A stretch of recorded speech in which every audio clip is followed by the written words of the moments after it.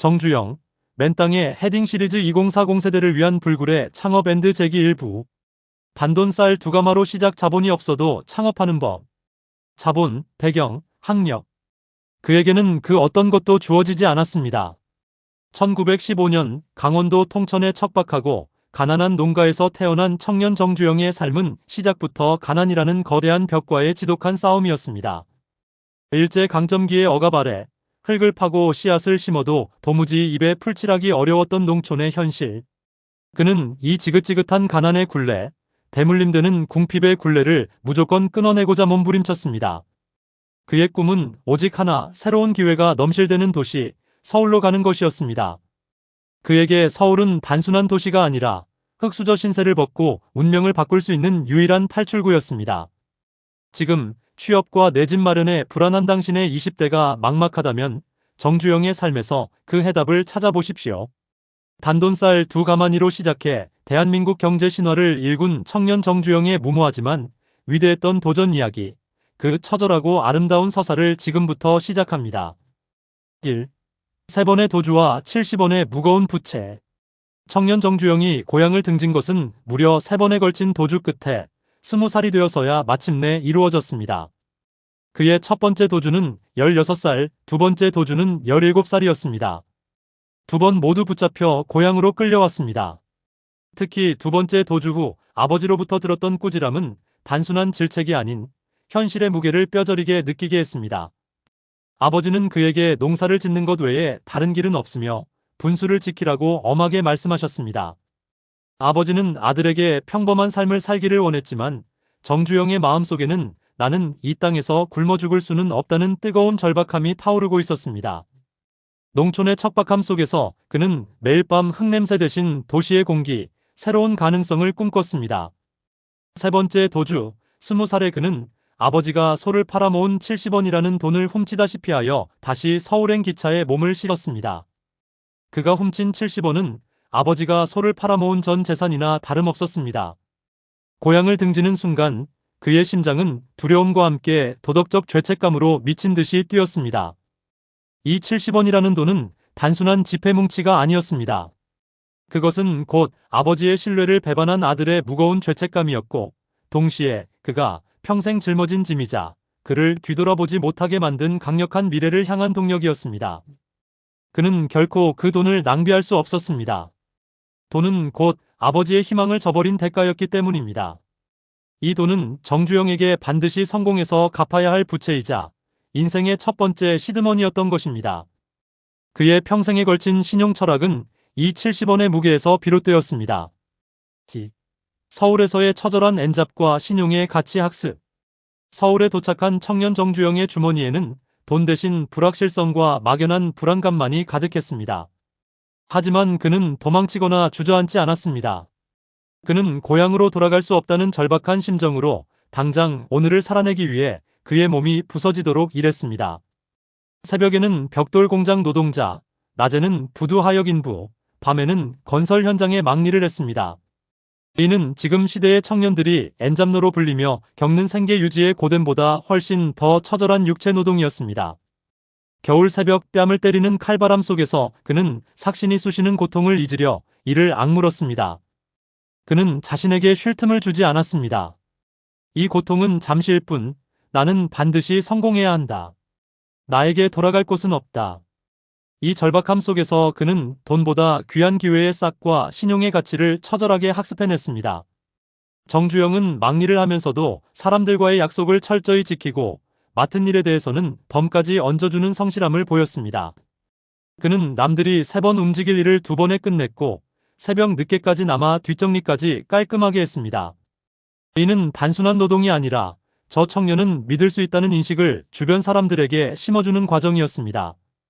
그는 자신의 육체를 이용해 신용이라는 무형의 자산을 쌓아 올리고 있었던 것입니다. 3. 복흥상회 단돈 쌀 두 가마로 유치한 수천 배 투자. 가장 절망적인 순간 정주영에게 사업가로서의 첫 기회를 준 것은 쌀 도매상인 복흥상회였습니다. 그는 이곳에서 단순한 배달원이 아닌 미래의 사장처럼 일했습니다. 그는 쌀 배달을 하는 동안 2가지 원칙을 철저히 지켰습니다. 첫째, 시간 엄수와 정시 배달이었습니다. 당시 쌀 배달은 정시 배달이라는 개념이 없었지만 정주영은 단 한 번도 고객과의 약속 시간을 어기지 않았습니다. 고객이 밥을 짓는 시간에 맞춰 정확하게 쌀을 배달하는 그의 성실함은 단순한 친절을 넘어선 프로페셔널리즘이었습니다. 그는 고객들의 라이프 스타일을 파악하여 쌀이 떨어지기 전에 먼저 연락을 드리고 미리 주문을 받는 선제적 서비스를 제공했습니다. 둘째, 외상장부의 철저한 관리였습니다. 그는 고객들의 외상 내역과 주소, 개인적인 상황까지 머릿속으로 완벽히 기억하며 관리했습니다. 이는 단순히 기록을 잘하는 것을 넘어 사업의 현금 흐름을 머릿속으로 통제하는 경영인의 습관이었습니다. 그는 언제 돈을 받고 언제 쌀을 공급해야 회전율을 높일 수 있는지 본능적으로 알았습니다. 고용주였던 사장은 이 청년의 미친 성실성과 남다른 통찰력을 눈여겨보았습니다. 사장은 정주영의 인간적인 신뢰뿐만 아니라 그가 가게의 운영 흐름을 꿰뚫고 있음을 확인했습니다. 당시 사장의 건강 악화로 가게를 정리해야 했던 시점에서 사장은 이 청년이야말로 복흥상회를 계속 이어갈 유일한 인물이라고 판단했습니다. 사장은 정주영에게 가게 인수라는 놀라운 제안을 합니다. 인수 금액은 당시 그의 능력으로는 감당할 수 없는 거금이었지만 정주영은 주저하지 않았습니다. 그는 사장님을 찾아가 단호하게 설득했습니다. 지금 당장 돈은 없지만 제가 이 가게를 인수하여 빚을 갚아나갈 능력이 있다는 것만큼은 지난 2년간 제 행동으로 증명했습니다. 제가 빚을 갚지 못한다면 언제든 가게를 다시 가져가십시오. 저를 믿어주십시오. 저는 반드시 이 가게를 이전보다 2배로 키워 빚을 갚겠습니다. 놀랍게도 사장은 그의 신뢰와 잠재력을 믿었고 결국 정주영은 단돈 쌀 2가마니를 계약금 삼아 가게를 인수하는 데 성공합니다. 금수저만이 사업하는 시대라고 좌절하는 20대 청년에게 그는 오직 신용만으로 은행보다 더 큰 수천 배에 달하는 투자를 유치한 셈이었습니다. 자본이 없더라도 신용을 바탕으로 사업의 기회를 쟁취할 수 있음을 증명한 역사적 순간이었습니다. 4. 신용을 무기로 만든 사업 혁신과 실현. 가게를 인수한 정주영은 복흥상회에 혁신적인 경영 시스템을 도입했습니다. 그는 당시의 재래식 주먹구구식 장부 대신 현대적인 회계 방식을 도입하고 고객별 외상 기록을 철저히 관리했습니다. 투명하고 체계적인 관리는 직원들에게도 책임감을 심어주었고 고객들에게는 신뢰를 주었습니다. 가장 획기적인 것은 배달 시스템의 혁신이었습니다. 그는 고객이 원하는 시간과 장소에 정확히 배달하는 정시 배달을 최초로 실시하고 쌀 품질에 대한 철저한 보증을 통해 철저한 신용 거래를 구축했습니다. 쌀 포대에 직접 품질 보증 마크를 찍어보낸 그의 방식은 당시로서는 파격이었습니다. 이 혁신은 입소문을 빠르게 타고 퍼져나갔습니다. 복흥상회는 단기간에 폭발적으로 성장하며 그의 20대는 돈이 아닌 신용이라는 세상에서 가장 강력하고 갚기 어려운 무기를 만들어내는 시간이었습니다. 하지만 승승장구하던 복흥상회는 1939년 일제의 강제 공출이라는 시대적 폭압에 의해 문을 닫아야 했습니다. 힘들게 일구었던 사업이 시대의 불운 앞에서 하루아침에 강제로 중단되는 아픔을 겪었지만 정주영은 이 고난을 숙명으로 받아들이고 곧바로 새로운 기회를 찾아 나섰습니다. 그는 시련은 있어도 실패는 없다는 자신의 평생 철학을 이 시기에 이미 몸으로 체득하고 있었습니다.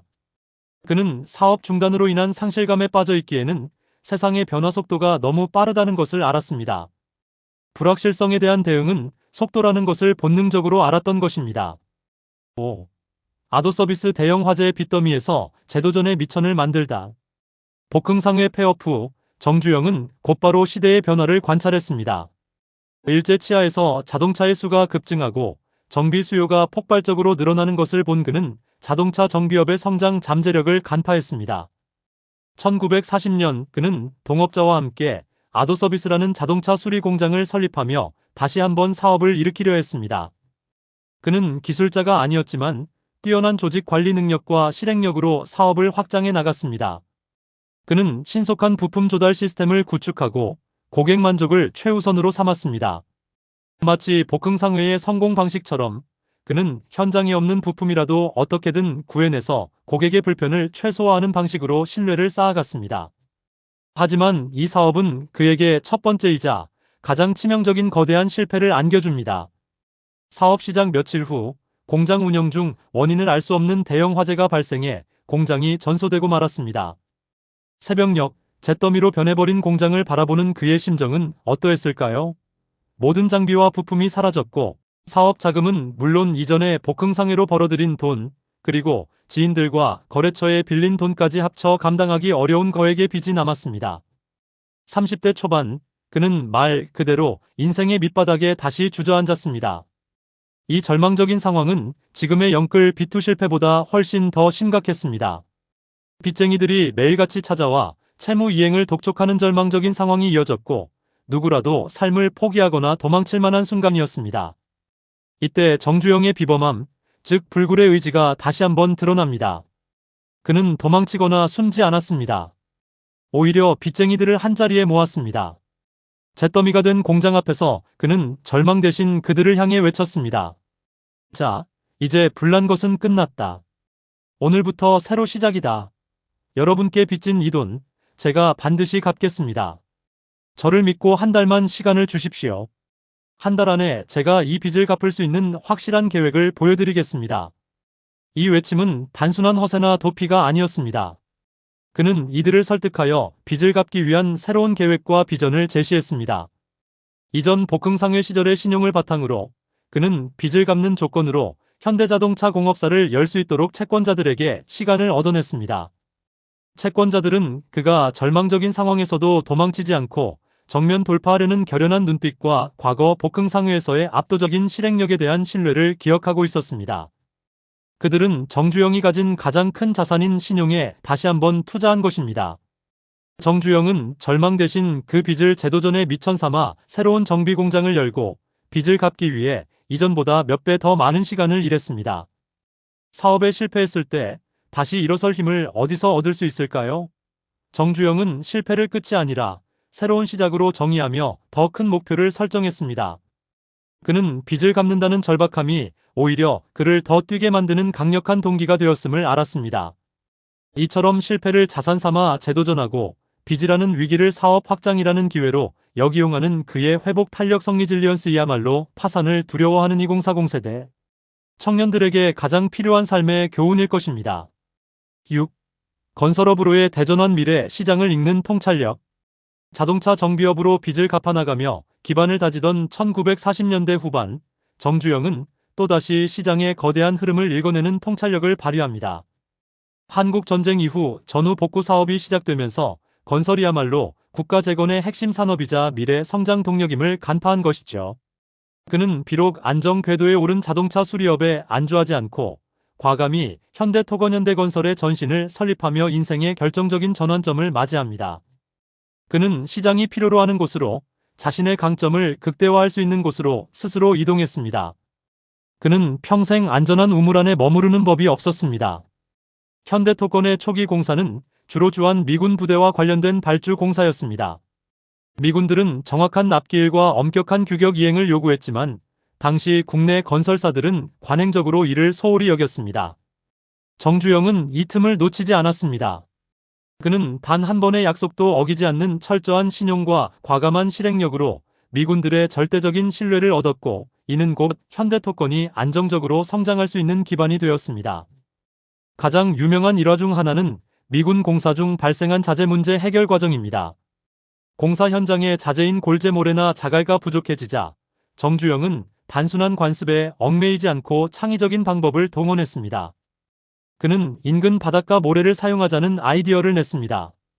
미군 담당자는 규정대로라면 강에서 채취한 흙을 사용해야 한다며 이를 거부했습니다. 그때 정주영은 미군 담당자를 설득했습니다. 당신들의 규정은 강에서 채취한 모래를 사용해야 한다고 합니다. 하지만 제가 과학적으로 증명하겠습니다. 바닷가 모래는 염분만 제거하면 강도가 더 높습니다. 만약 이 바닷가 모래로 건물을 지어 무너진다면 그 책임은 제가 전부 지겠습니다. 그는 미군 담당자를 설득하여 바닷가 모래가 염분을 제거하면 품질에 아무 문제가 없으며 오히려 강도가 높다는 것을 과학적인 실험을 통해 증명해냈습니다. 정주영은 이 도전을 통해 미군들에게 현대토건은 규정에 얽매이지 않고 해결책을 찾는 곳이라는 깊은 인상을 심어주었습니다. 이처럼 고정관념을 타파하는 그의 능력과 근거를 제시하는 논리는 미군에게 깊은 신뢰를 남겼고 이후 현대토건은 미군 발주공사를 거의 독점하다시피 하며 빠르게 성장할 수 있었습니다. 왜 그는 안정된 정비업을 버리고 리스크가 큰 건설업으로 눈을 돌렸을까요? 그는 단순히 눈앞의 이익이 아닌 앞으로 무엇이 필요한가라는 거시적인 미래 시장을 읽었기 때문입니다. 건설업은 그의 특기인 과감한 실행력, 대규모 조직 관리, 난관 돌파 능력을 극대화할 수 있는 시장이었습니다. 직장 이직이나 업종 전환을 고민하는 청년들에게 던지는 메시지는 명확합니다. 현재의 안전지대에 안주하지 않고 자신의 강점을 극대화할 수 있는 성장 잠재력이 큰 미래 시장으로 끊임없이 이동해야 한다는 교훈을 담고 있습니다. 이 결정적인 전환이야말로 정주영을 단순한 사업가가 아닌 미래를 설계하는 기업가로 만든 핵심 동력이었습니다. 7. 2040 세대를 위한 일부의 핵심 교훈.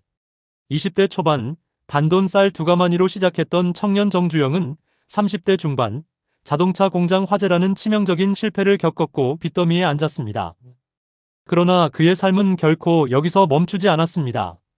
그는 실패를 통해 실패란 다시 일어나지 않겠다고 선언하는 것이라는 자신만의 철학을 확립했습니다. 그 외침 속에는 포기하지 않는 강철 같은 정신이 담겨 있었고 그 정신이야말로 오늘의 현대그룹을 만든 가장 강력한 원동력이었습니다.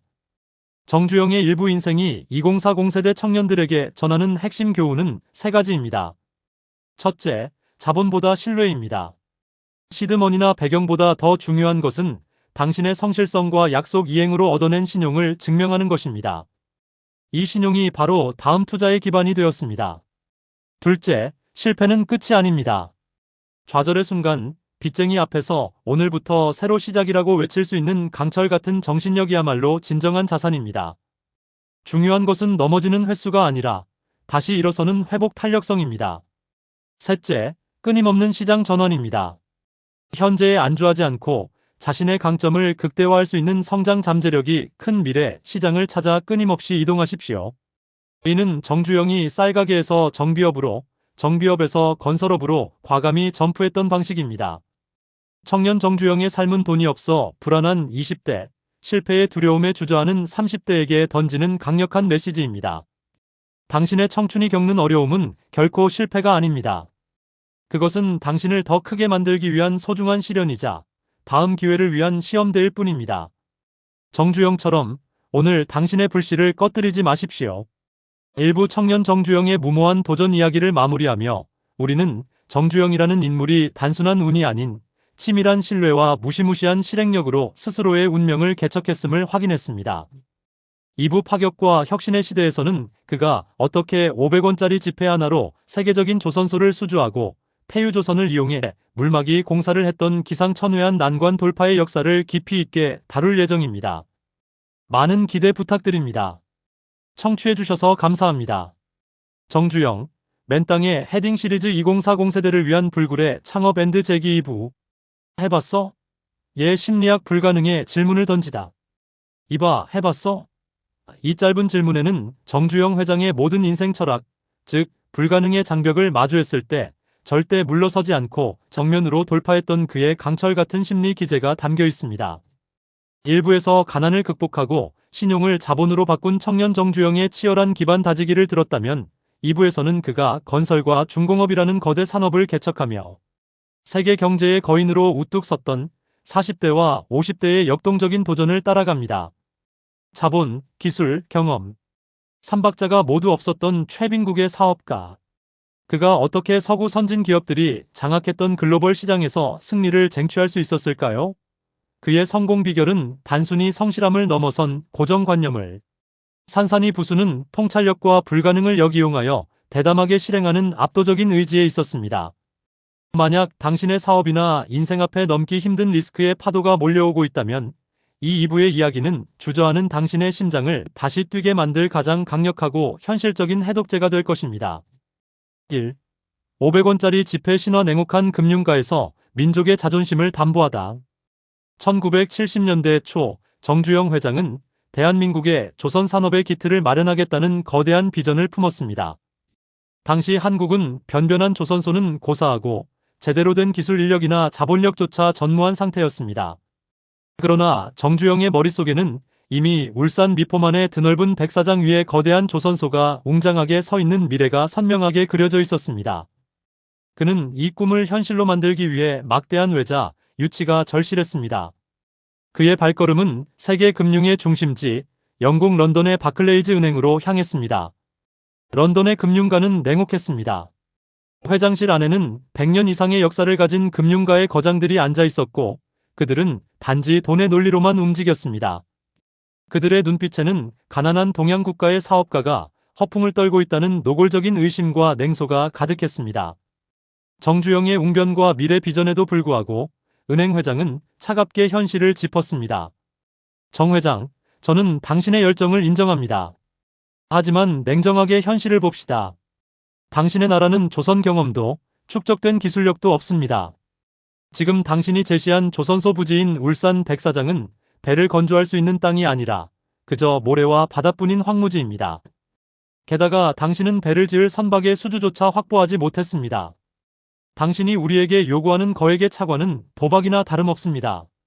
당신은 도대체 무엇을 담보로, 어떤 근거로 우리에게 신뢰를 구하는 것입니까? 구체적인 담보를 제시하십시오.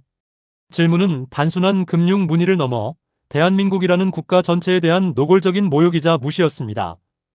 이 순간 정주영은 주머니 속에서 구겨진 500원짜리 한국 지폐 한 장을 꺼내 조심스럽게 테이블 위로 밀어 넣었습니다. 500원. 영국 금융가들에게는 하찮은 종이 조각처럼 보였을 그 지폐 속에는 한국 역사 5000년의 자존심, 임진왜란 당시 세계 최초의 철갑선이었던 이순신 장군의 거북선 그림이 선명하게 새겨져 있었습니다. 정주영은 평소의 쾌활함 대신 뼈속 깊이 단단한 강철 같은 확신이 담긴 음성으로 말했습니다. 그의 목소리는 낮았지만 런던의 차가운 회장실 전체에 묵직하게 울려 퍼졌습니다. 보십시오, 회장님.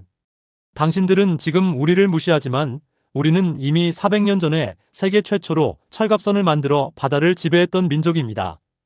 지금 잠시 가난하고 지금 잠시 기술이 부족할지언정 우리에게는 배를 만들 수 있는 위대한 DNA가 흐르고 있습니다. 저는 저의 이 신념과 우리 조상이 지켜낸 민족의 긍지를 담보로 당신들 앞에 섰습니다. 땅이 없다고요? 저는 차관을 받는 즉시 울산의 그 모래밭에 흙을 부어 땅을 만들 것입니다. 기술이 부족하다고요? 저는 세계 최고의 기술자들을 데려와 밤낮 없이 배울 것입니다. 저는 반드시 이 돈을 갚고 약속된 기한 안에 최고의 배를 만들어낼 것입니다. 저는 제 모든 것을 걸고 맹세합니다. 그의 눈빛에서 뿜어져 나오는 압도적인 패기와 단순히 돈이 아닌 민족의 자부심을 담보로 내건 대담한 설득은 지극히 합리적인 금융가 회장의 마음마저 움직였습니다. 은행은 그의 개인적인 신뢰를 넘어 패배를 모르는 이 한국인의 불굴의 의지에 투자하기로 결정했습니다. 이로써 정주영은 단돈 500원짜리 지폐 한 장으로 수천만 달러의 차관을 유치하는 전설적인 신화의 주인공이 되었으며 이는 자본의 결핍을 압도적인 정신력과 창의적 설득으로 극복한 위대한 사례로 역사에 기록되었습니다. 주베일 산업항 불가능한 기한을 역이용한 속도전의 신화. 1970년대 중반 현대건설은 사우디아라비아의 주베일 산업항 건설 공사라는 당시로서는 20세기 최대의 역사를 수주하며 세계 건설 시장의 중심으로 뛰어들었습니다. 이 공사는 단순히 규모가 큰 것을 넘어 당시의 기술력과 환경을 고려했을 때 인간의 한계를 시험하는 난이도였습니다. 첫 번째 적, 극한의 환경. 사막의 온도는 섭씨 50도를 훌쩍 넘었고 뜨거운 모래 폭풍은 장비의 움직임을 마비시켰습니다. 인부들의 체력은 순식간에 고갈되었고 건설의 필수적인 담수 확보는 생존과 직결된 문제였습니다. 두 번째 적, 물류지옥. 건설에 필요한 모든 자재는 전 세계에서 바다를 통해 운송되어야 했으며 현지 조달은 불가능했습니다. 세 번째 적, 시간. 세계 유수의 건설사들은 이 공사에 최소 4년 6개월을 제시했지만 정주영은 34개월이라는 파격적인 납기 기한을 약속했습니다. 이 속도는 서구 건설사들에게는 미친 짓 또는 성공을 보장받을 수 없는 무모한 도박으로 여겨졌습니다. 정주영은 이 불가능한 기한이야말로 자신들의 가장 강력한 무기임을 간파했습니다. 그의 전략은 고정관념을 파괴하는 단순화와 속도전이었습니다. 그는 현장에서 복잡하게 자재를 조달하고 조립하는 느리고 비효율적인 전통 방식을 완전히 거부했습니다. 현장에서 조립하다가는 34개월은커녕 5년도 넘길 것이다. 모든 것을 한국에서 만들어 가져간다. 그의 혁명적인 해결책은 해상건설 및 모듈화 공법이었습니다. 정주영은 울산의 조선소와 중공업 공장에 명령하여 주베일항에 필요한 거대한 교량 상판, 콘크리트 구조물, 심지어 부두 시설의 일부까지도 통째로 미리 제작하도록 했습니다.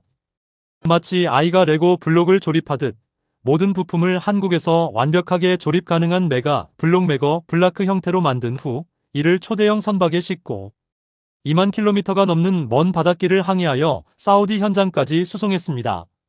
현장에서는 그저 이 거대한 블록들을 크레인으로 들어올려 제자리에 안착시키기만 하면 되었습니다. 이 공법은 당시 토목 공학자들의 모든 상식을 뒤엎는 혁신이었습니다. 또한 극한의 환경 문제도 그의 집념 어린 관찰 앞에서 무너졌습니다. 인부들에게 깨끗한 물을 공급하는 난제를 해결하기 위해 그는 선박을 개조한 이동식 담수 공장을 현장에 투입했습니다. 바닷물을 담수로 바꾸는 설비를 배에 싣고 공사 현장 근처에 띄워 인부들이 일하는 곳에서 가장 가까운 곳에서 물을 공급하도록 했습니다. 기술적으로는 단순했지만 현장 문제를 해결하려는 그의 집념이 만들어낸 창의적인 승리였습니다. 결국 현대건설은 34개월 만에 공사를 성공적으로 완수해 당초 4년 6개월을 예상했던 경쟁사들을 압도했습니다. 압도적인 속도와 창의적인 역발상이 만들어낸 이 성공은 한국 건설업의 경쟁력을 전 세계에 증명했으며 현대건설을 단순한 아시아의 기업이 아닌 세계 최고 수준의 건설사 반열에 올려놓는 결정적인 계기가 되었습니다.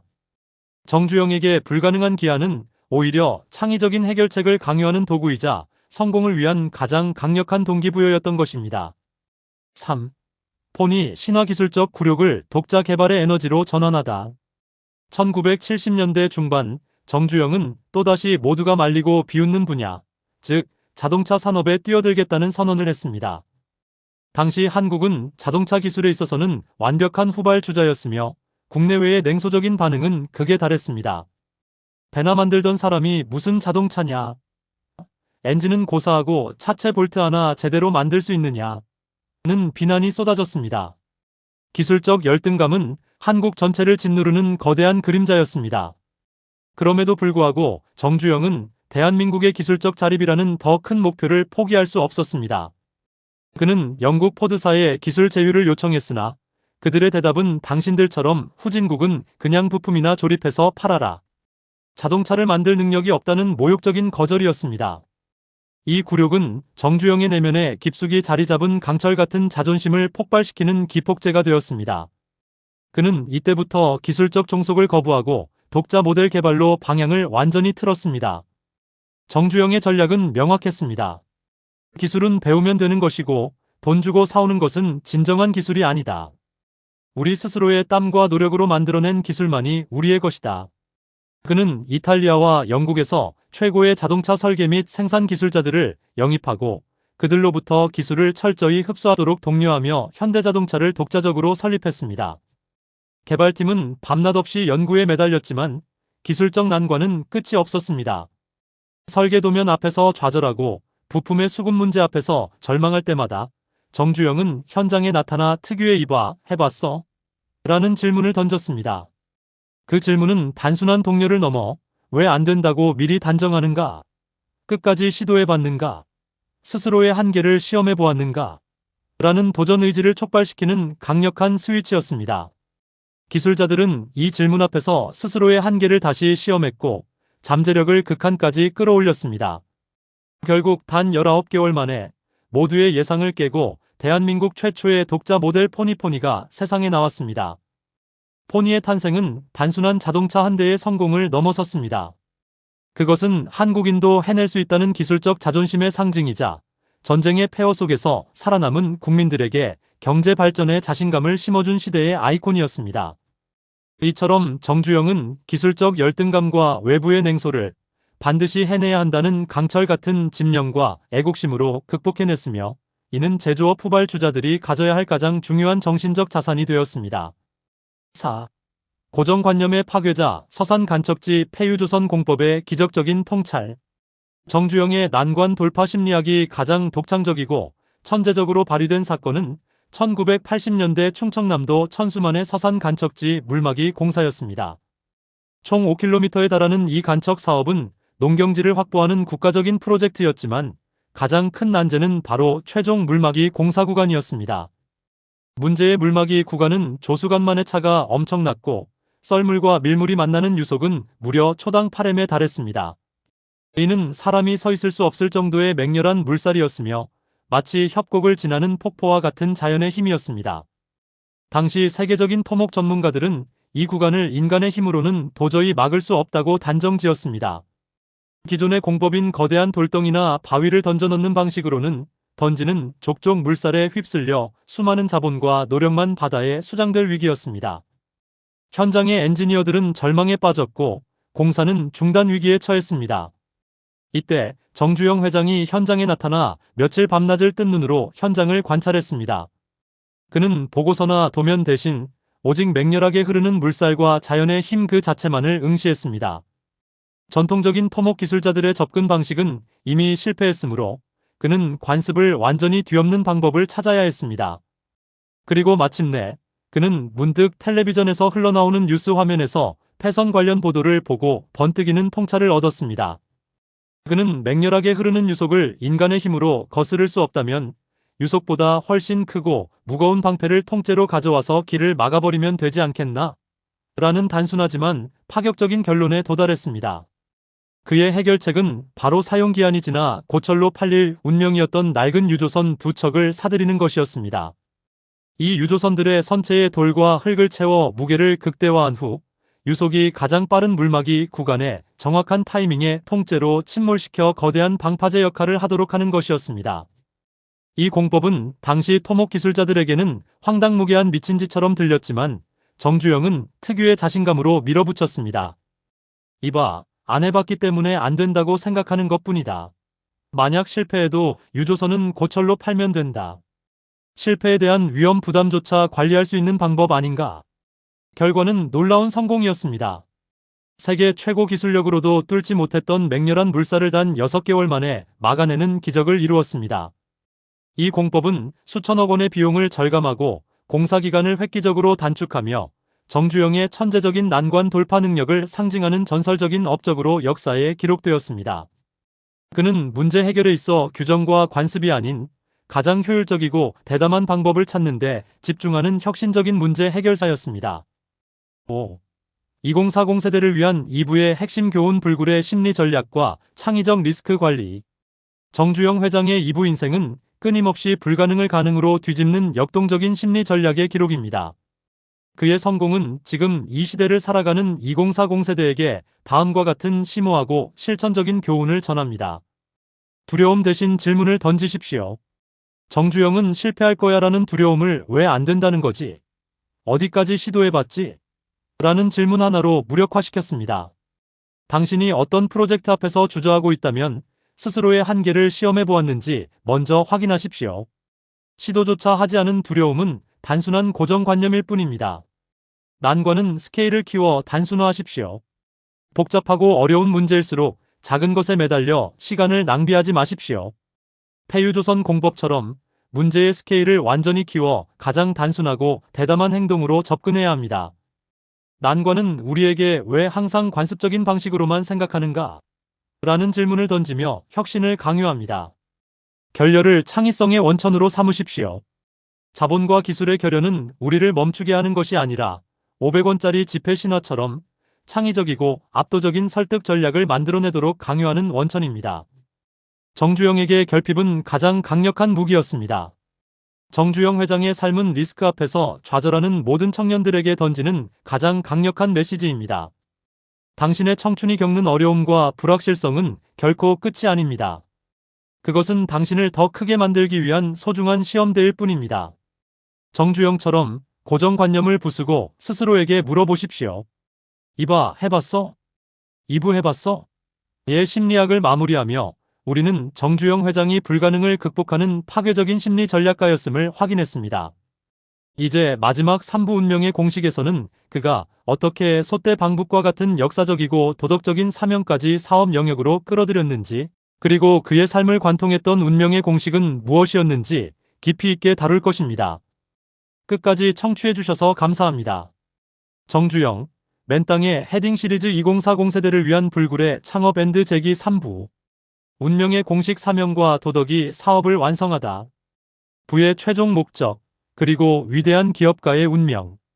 정주영 회장의 일생은 자수성가한 기업가의 성공 사례를 넘어 부가 무엇을 위해 존재해야 하는가에 대한 근원적인 질문에 답을 던집니다. 1부에서 신용을, 2부에서 불가능을 돌파하는 실행력을 배웠다면 3부 운명의 공식은 그가 축적한 거대한 부를 개인의 소유물이 아닌 민족의 운명을 개척하는 공공의 자산으로 승화시킨 도덕적 기업가 정신의 완결판입니다. 이 이야기는 돈을 버는 기술을 넘어 돈을 사용하는 도덕적 지혜와 시대적 사명을 고민하는 2040 세대에게 영속적인 가치를 창출하는 위대한 기업가의 궁극적인 운명 설계를 보여줄 것입니다. 정주영 회장은 청빈낙도의 철학으로 자신을 다스리고 소떼 방북으로 민족적 빚을 갚았으며 아산재단으로 사회에 희망을 심었습니다. 이것이 바로 시대를 초월하여 존경받는 기업가를 완성하는 운명의 공식입니다. 1. 청빈낙도의 철학. 부를 소유하지 않고 부를 다스린 절대적 자기 통제. 정주영 회장의 삶에서 가장 주목해야 할 역설은 세계적인 재벌 그룹의 총수였음에도 불구하고 평생을 가난한 농부의 정신으로 살았다는 사실입니다. 그의 청빈낙도 철학은 단순한 검소함이나 절약 차원을 넘어 거대한 자본을 휘두르는 리더가 물질적 욕망으로부터 완전히 자유로워지기 위한 고도의 정신적 방어 기제였습니다. 그는 돈이 많아질수록 인간은 나태해지고 판단력이 흐려진다고 믿었으며 자신을 가장 낮은 곳에 두어 사업의 본질과 국가적 목표에만 오롯이 집중할 수 있는 정신적 청결함을 유지했습니다. 낡은 양복과 다른 구두 리더십의 상징이 된 초라한 외관. 정주영 회장의 외모는 그의 트레이드마크였습니다. 낡아서 여러 번 기운 듯한 구겨진 양복과 밑창이 달아 너덜너덜해진 수선된 구두는 당시 다른 재벌 총수들의 화려한 외양과 극명하게 대비되었습니다. 그는 왜 자신의 외모에 신경 쓰는 시간을 단 1분도 허용하지 않았을까요? 이는 권위의 허상을 경계했기 때문입니다. 그는 최고급 옷이나 시계가 주는 외적인 권위는 리더십의 본질이 될 수 없다고 생각했습니다. 그에게 중요한 것은 거칠애가 아닌 현장에서 창출하는 실질적인 가치와 성과였습니다. 낡은 옷을 입는 것은 자신에게 낭비하지 말라는 끊임없는 경고였으며 동시에 현대그룹의 모든 임직원들에게 오직 일의 본질에만 집중하라는 무언의 명령이었습니다. 그의 낡은 옷차림은 리더가 자본의 풍요에 젖어 냉철함을 잃는 순간을 경계하게 만들었습니다. 사업의 리스크 앞에서 감정적이거나 사치스러운 결정 대신 가장 합리적이고 이성적인 판단을 내릴 수 있는 정신적 기초를 마련해 주었습니다. 그의 검소함은 외부에는 미덕으로 내부에는 긴장감으로 작용하여 현대그룹을 낭비 없는 초고속 성장 엔진으로 만들었습니다. 쌀뜨물과 신문지 뒷면, 극한의 자원 보존 철학. 정 회장의 낭비 절감 습관은 일상생활의 모든 영역에 걸쳐 광적일 만큼 철저했습니다. 아침에 마시고 남은 쌀뜨물을 버리지 않고 다시 끓여 마시는 습관은 단순한 절약 행위를 넘어 모든 자원을 최대한 활용하여 가치로 전환해야 한다는 기업가의 도덕적 책임을 반영합니다. 그는 자원이 곧 국가 경쟁력임을 누구보다 잘 알았습니다. 회의실에서도 그는 중요한 서류가 아닌 이상 신문지 뒷면이나 이미 사용한 종이를 활용하도록 지시했습니다. 종이 한 장을 아끼는 행위는 사소해 보일 수 있지만 이는 현대그룹의 모든 구성원들에게 낭비는 죄악이라는 정신적 DNA를 심는 강력한 교육이었습니다.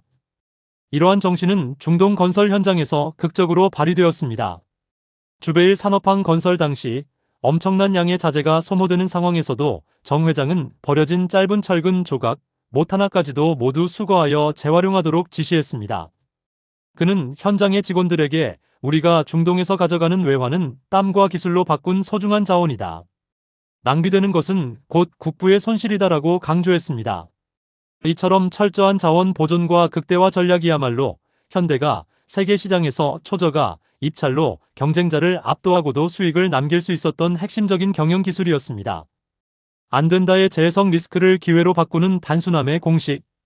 정주영 회장은 사업상의 난관을 복잡한 이론이나 재무적 분석으로 접근하지 않고 가장 단순하고 원시적인 원리로 해체했습니다. 그의 리스크 관리 공식은 안 된다는 벽을 가장 쉬운 방법으로 부수는 것이었습니다. 사례 1. 울산 조선소에 떠다니는 도크현대 조선소 건립 당시 선박을 건조하는 핵심 시설인 도크가 완공되지 않아 계약한 유조선 건조 일정을 맞출 수 없었습니다.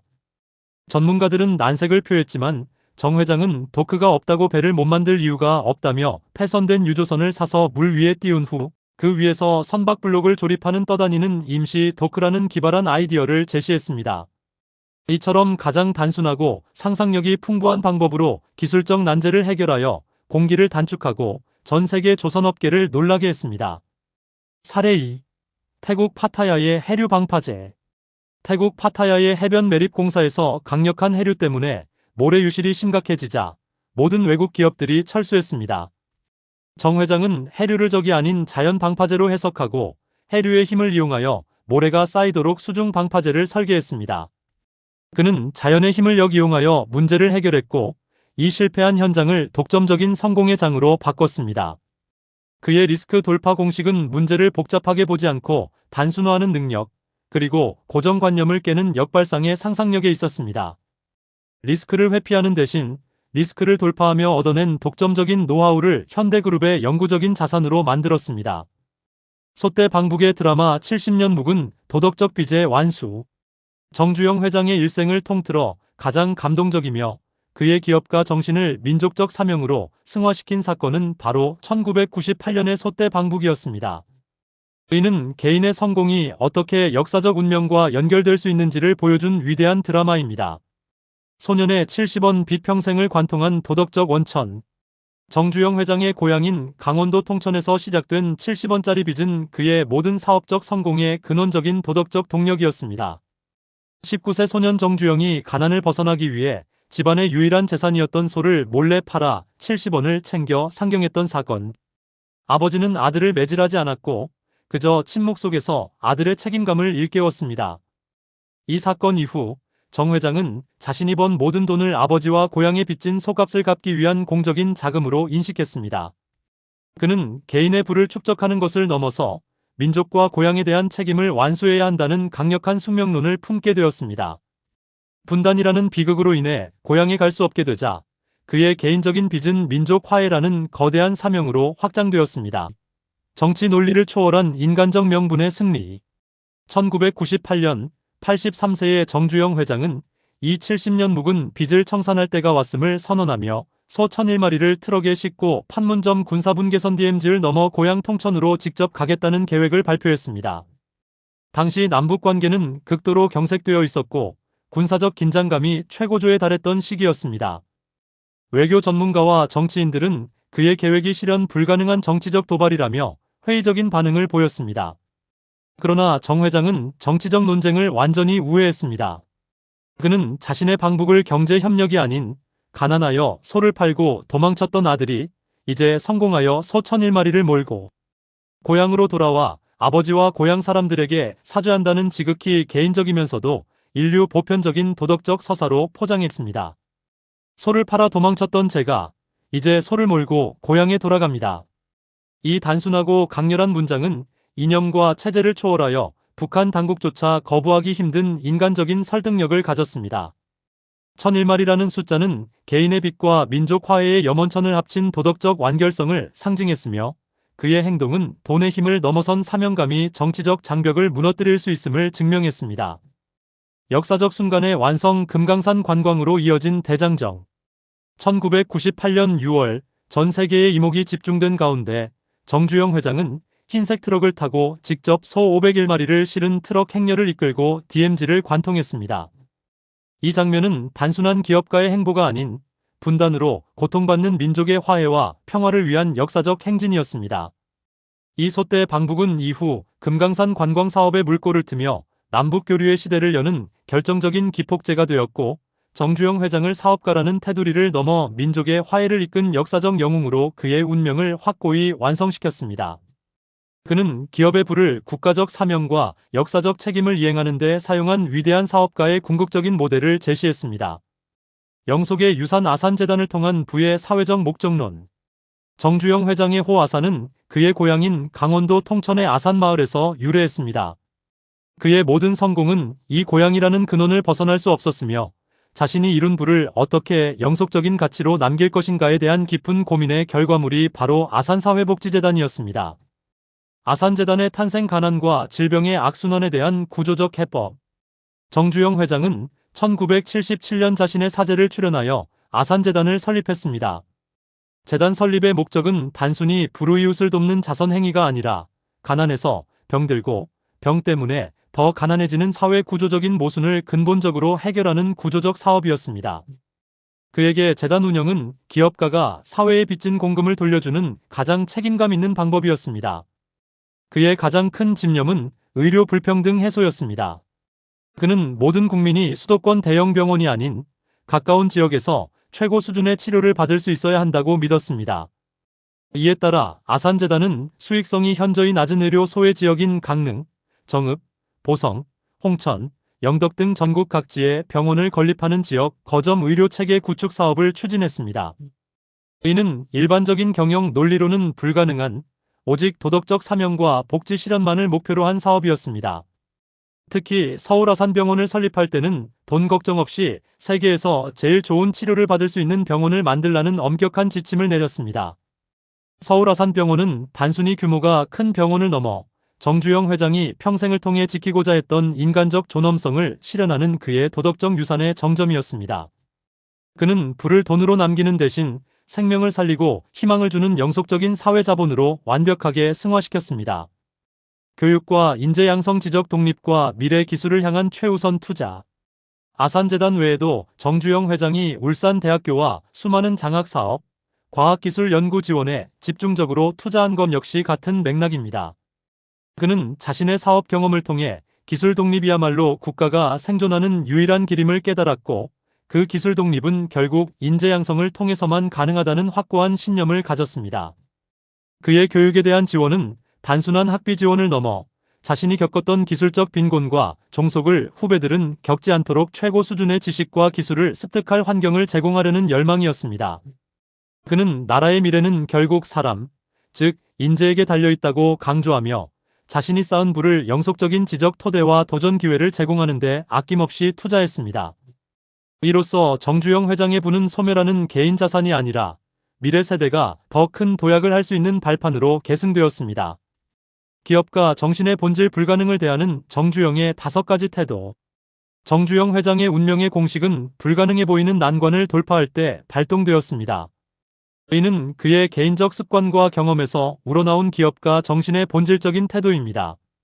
왜 안 되는가? 가 아닌 어떻게 되는가? 의 질문. 정 회장은 문제가 발생했을 때 직원들이 안 되는 이유 100가지를 보고하는 것을 가장 싫어했습니다. 그는 보고를 중단시키고 그래서 어떻게 하면 되겠나? 되는 방법을 찾아와 라고 단호하게 지시했습니다. 이러한 태도는 문제의 초점을 회피와 분석에서 해결과 실행으로 즉시 전환시킵니다. 그는 문제의 원인 분석에 시간을 쓰는 대신 해결책 모색에 모든 에너지를 집중하는 극단적인 해결 지향성을 보여주었습니다. 이는 현대그룹이 항상 경쟁자들보다 한 발 앞서 나갈 수 있었던 속도와 효율의 비결이었습니다. 인간적 신용의 극대화 말 한마디의 무게. 정주영 회장에게 신용은 단순한 계약 준수가 아니라 생명을 건 도박이자 사업의 전부였습니다. 울산 조선소 건립 초기 영국 바클레이즈 은행에서 차관을 얻을 때 그는 조선소를 짓기 전에 유조선 수주 계약서와 백사장 사진만을 들고 가서 이 백사장에 반드시 세계적인 조선소를 짓겠다고 설득했습니다. 바클레이즈 은행의 회장은 기술적인 가능성 대신 정주영이라는 인간의 불굴의 의지와 신용만을 믿고 수백억 달러의 차관을 승인했습니다. 이는 정 회장이 평생 동안 사소한 약속조차 목숨처럼 지켜왔던 신용자본이 가장 확실한 담보가 되었음을 의미합니다. 그의 신용은 보이지 않는 자산이었으며 가장 결정적인 순간에 불가능을 가능하게 만든 마법의 열쇠였습니다. 현장의 신격화 탁상 공론을 배격하다. 정주영 회장은 현장을 사업의 진리가 담겨있는 가장 신성한 장소로 여겼습니다. 그는 사무실에서 서류만 들여다보는 임원들을 몹시 경계했으며 문제가 발생하면 직접 현장으로 달려가 맨발로 흙을 밟고 문제의 본질을 파악하려 했습니다. 중동 건설 현장이나 고속도로 공사장에서 그는 일반 작업복 차림으로 며칠씩 지내며 직원들과 똑같이 땀 흘리며 일했습니다.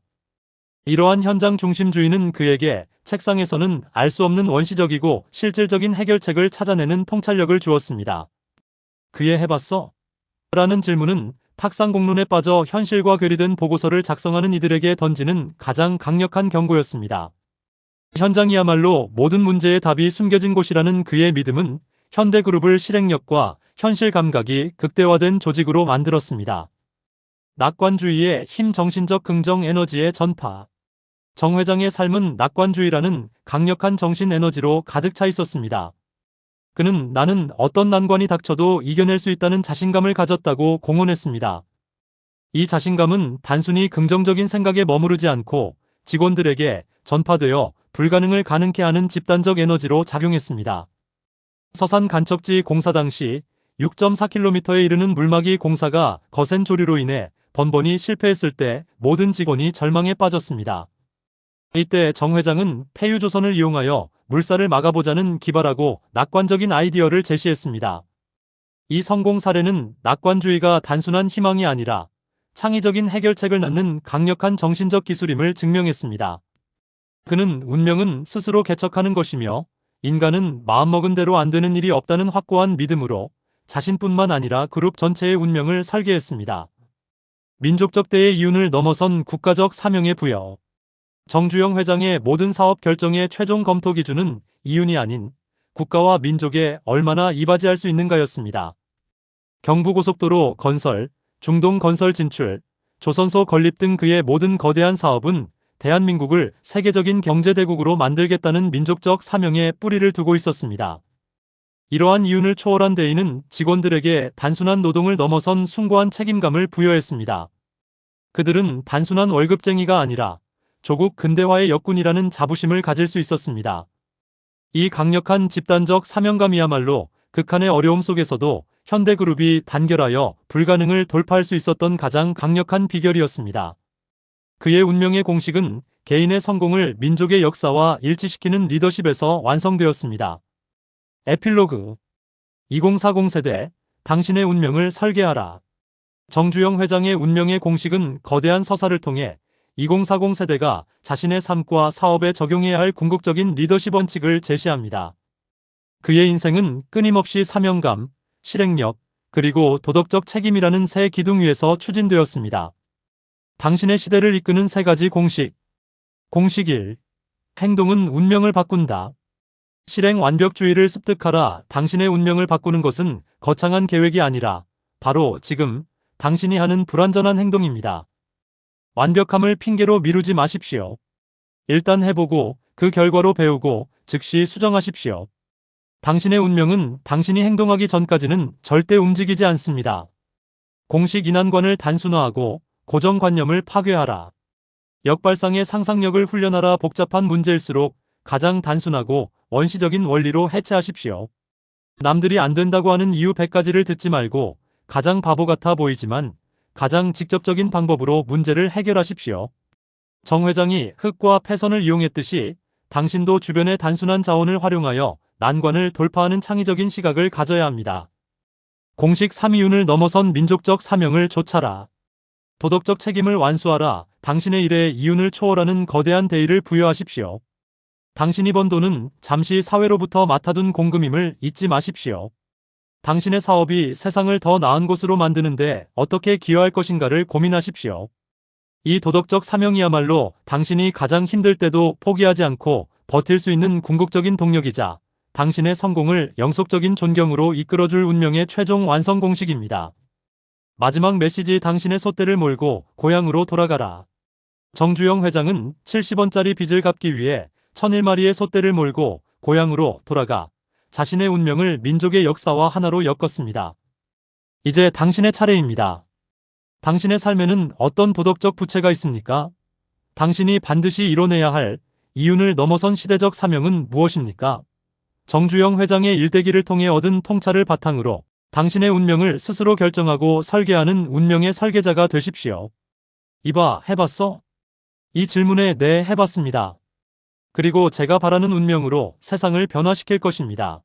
라고 당당하게 대답하며 당신의 시대를 힘차게 개척할 준비를 하십시오.